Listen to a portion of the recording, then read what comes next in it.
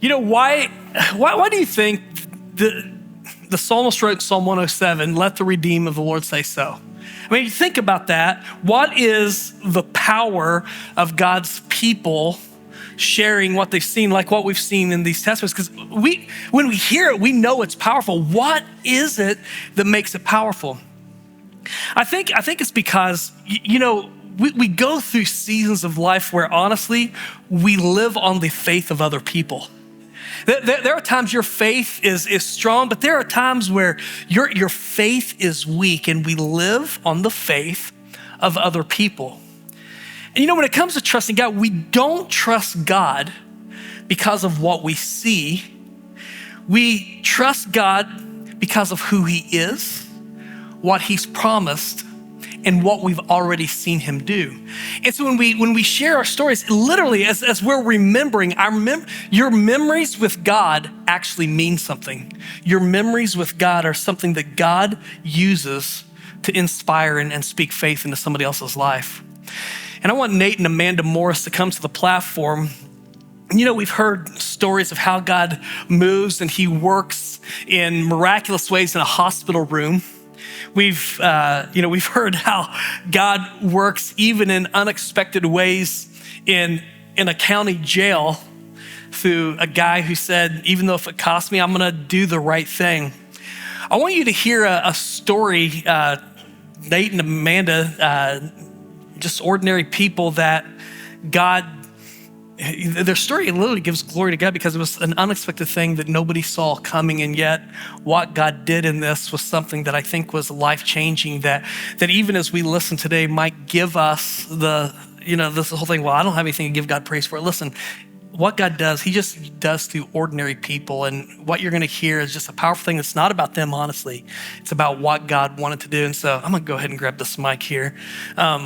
This whole story, by the way, if you don't know Nate and Amanda Morris, and some of my favorite people in the world, Nate serves on the church board here at Grace. And actually the story started last year in a board meeting. Remember that night? Yeah, I do. To give you guys a little bit of background, we had three boys, and we decided to go for one more. We had 4 miscarries, and Mandy had every one of her friends and family praying for a little baby, and they knew she wanted a girl, obviously. So they prayed and prayed for a girl, and we got our little Mila. And Mandy would ask me, or I would ask her what she wanted for her birthday, and she said, "I just want a baby girl." And I'm like, that's not easy to do.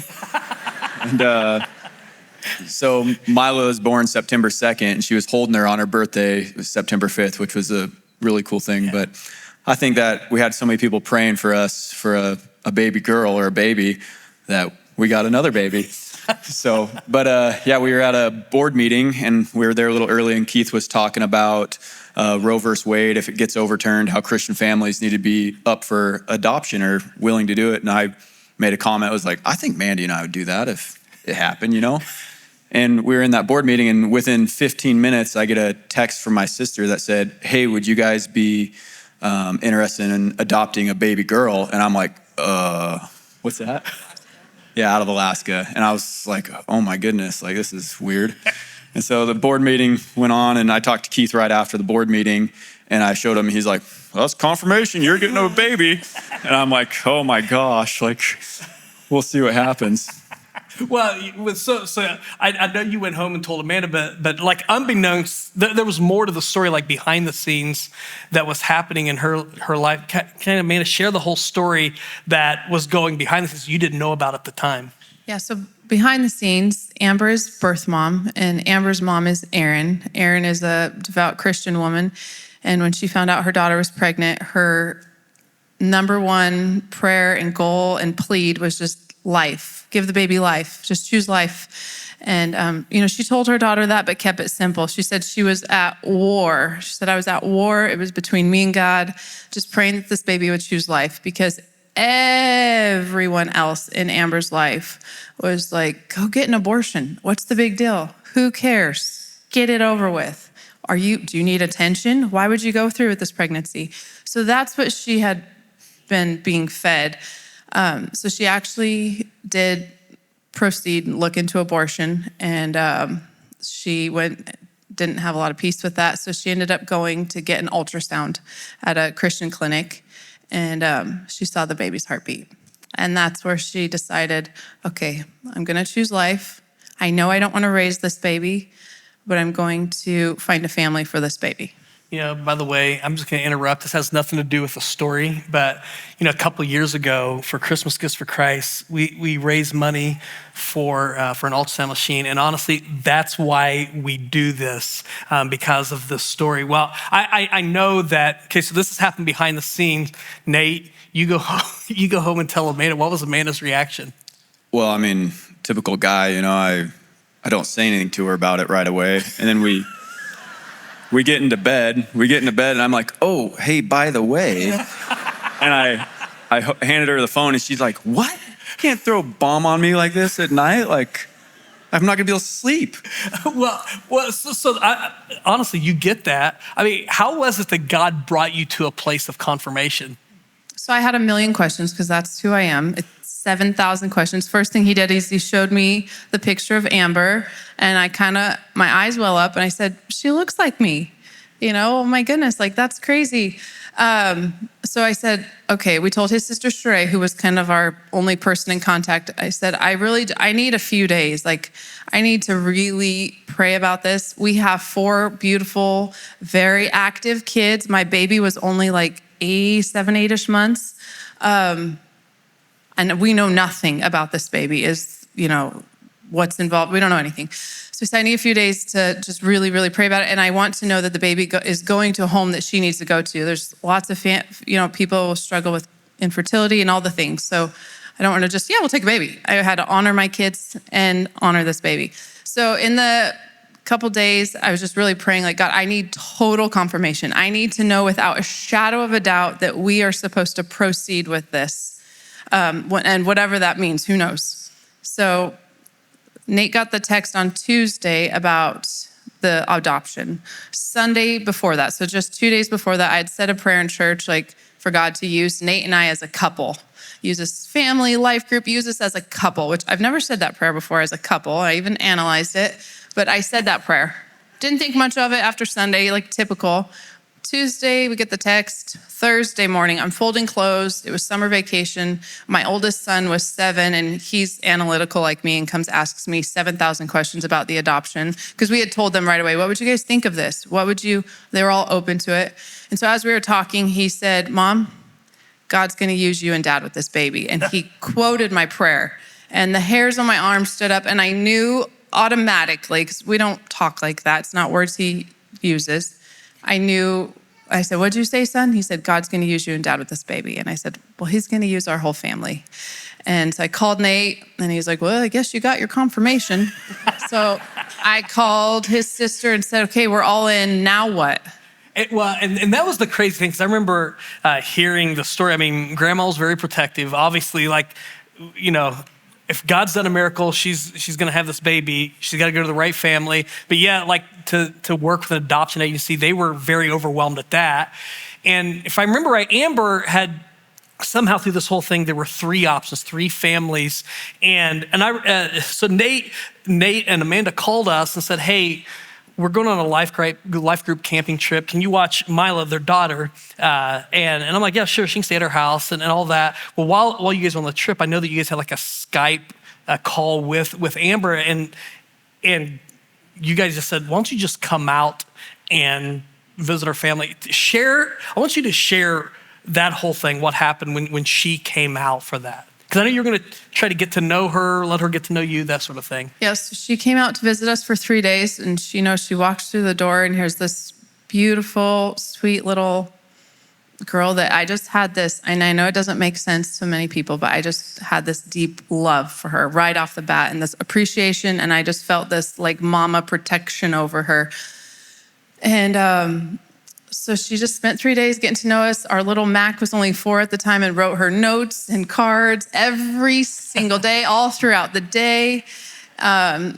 We all just enjoyed her so much. So we decided to have a barbecue so our friends and our family could come meet her. She could see who we do life with, who the baby would grow up around.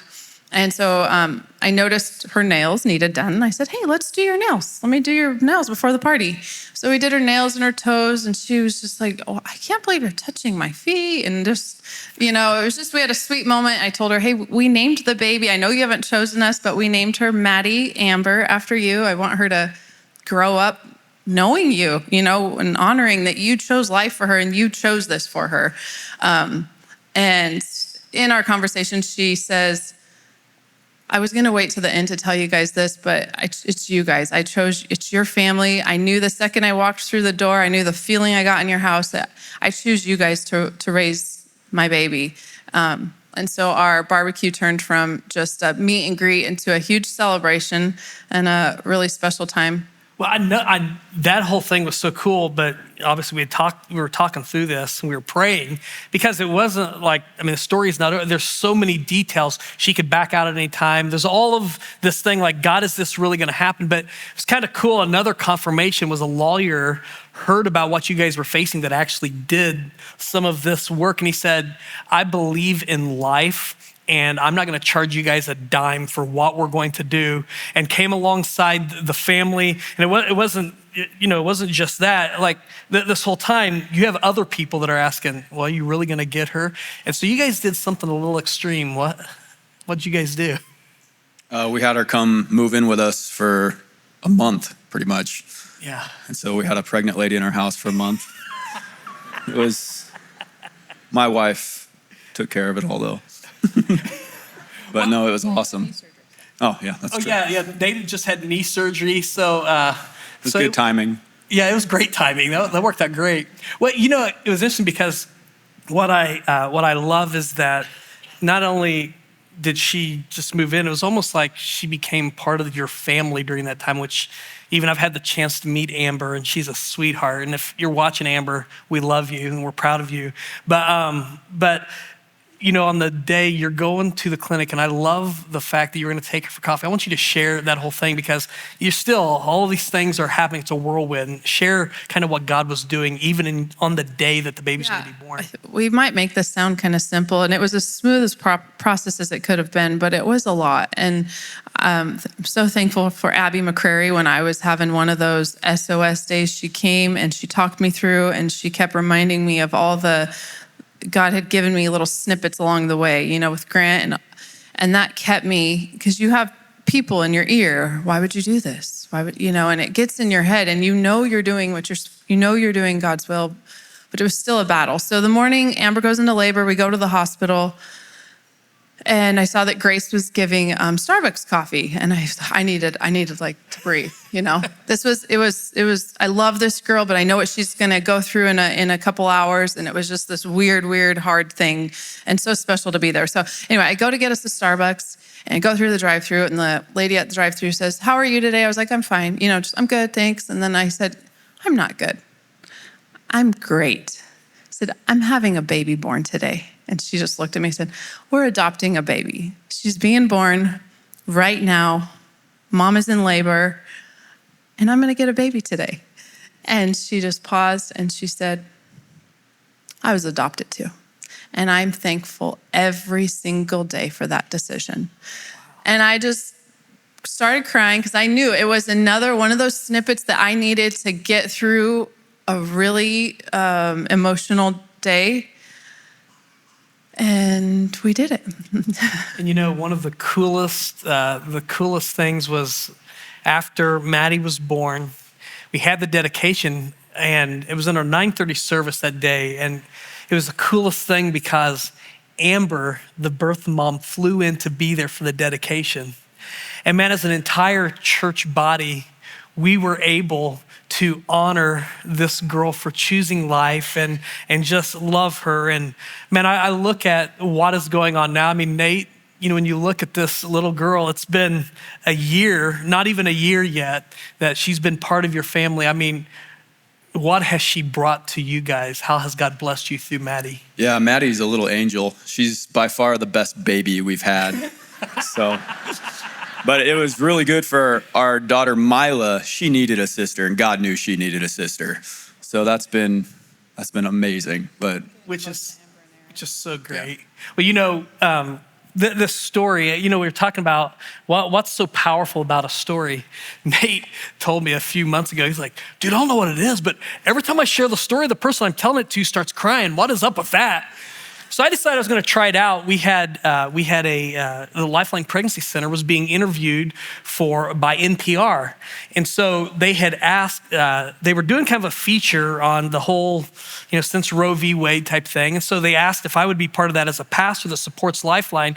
And so I'm being interviewed by this reporter from NPR, which I found out later, she had told me the story. I mean, like most of her life, she spent on the front lines, embedded in the Middle East. She said, I've seen crazy things, terrible things. I've seen the worst of humanity. And then she was also a reporter from the White House, so she's probably also seen the worst of humanity there too. I mean, but she was talking about, all these different things. And she asked me a question, and I don't think she was not unkind at all. She was very respectful, but there was a little bit of the edge to the question. And she said, I'm just curious, after Roe v. Wade, is the church, are they just a church that likes to stand up and protest against abortion? Or do they care enough to be the solution on the other side of Roe v. Wade and actually not just protest for life, but do something about it? And I said, well, I can't speak for all churches and I can't speak for everyone. I said, but I can tell you a story. And I told her Maddie's story. And this tough NPR reporter, her eyes filled with tears, and she told me at the end, she said, that might be one of the greatest stories I've ever heard. And I thought, man, we discount the power of testimony. Like this is not about, oh, look at Nate and Amanda, what a great couple they were. No. This is not about that at all. In fact, God had to give confirmation. It was literally, this was a God story. But when we look back, man, we can see what God was doing all along. And now when they tell the story, the only person that gets the glory through this story is God. And I know you guys want to get off the platform, so I'll let you guys go down. Can we thank Nate and Amanda for sharing their story?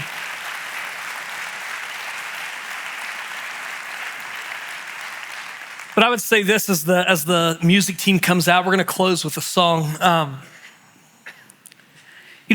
think about the power of a story. Let the redeemed of the Lord say so. And there's sometimes that we're like, man, I don't know that I have that great of a story.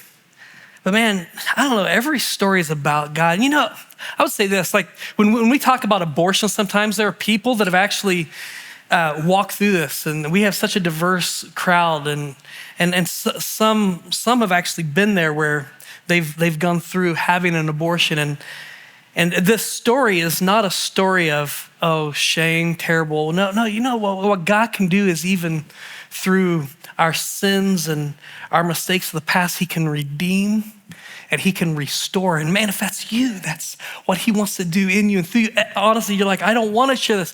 Man, some of the most powerful stories are, man, this was who I was. This is what I did. But here's what God has done. And here's what he changed me. And those stories give hope to the hopeless. And so as we come to the close of this service, man, at the end of the song, just consider yourself dismissed. When we stop singing, you just consider yourself dismissed. But here's my challenge. This Thanksgiving, enjoy the turkey, enjoy the football, enjoy the family, all of that. But don't miss the opportunity to be part of Psalm 107, to remind somebody else that the Lord is good, his steadfast love endures to all generations. Let the redeemed of the Lord say so. This week, say so and see what God does in response. Would you stand as we close this service, giving God thanks for who he is and what he's done?